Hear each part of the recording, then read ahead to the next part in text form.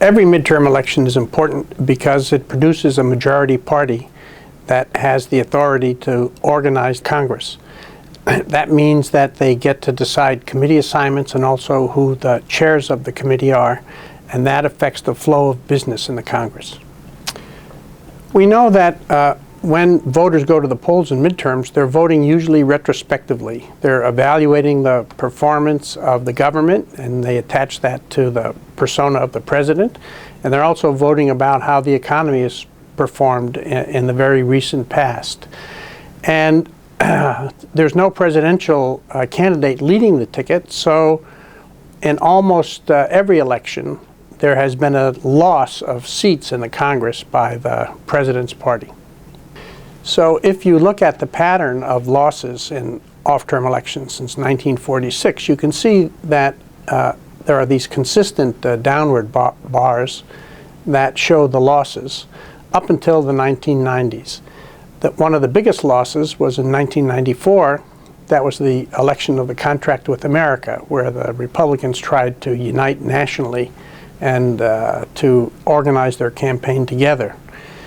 In 1998, during the Clinton impeachment, but also good economic times, the Democrats actually gained seats. And in 2002, the Republicans gained seats shortly after, of course, 9/11.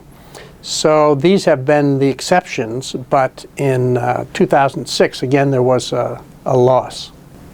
When political scientists develop models to explain these midterm losses, they use things like the president's approval rating and changes in disposable income in the last quarter or two. Well, if we take these two important factors and look at how they stand now, the president's approval rating is somewhere around 44 or 45%. It's not historically low, but it's low. And the more serious issue, of course, is that the economy is in very bad shape. People have been suffering both in personal income terms as well as in job loss terms. The Democrats have a historically high majority, especially in the Congress, in the House of Representatives. So this makes them quite vulnerable in the 2010 election.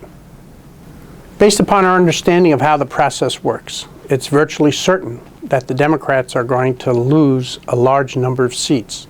This is because of the current conditions as well as the unusually large majority that they have. Probably the seat loss will be between 30 and 35. Not quite enough to give the Republicans a majority and allow them to organize the House, but it'll certainly change the dynamics of debate in the House. On the Senate side, the Democrats will also take losses. The Republicans have been able to recruit generally a very good crop of candidates, but again, I don't think it's likely that the Republicans will be able to gain control of the Senate and to organize that body. The Obama administration has had a very impressive legislative record in the Congress with the help of Harry Reid and Nancy Pelosi, although they haven't received very much credit for it.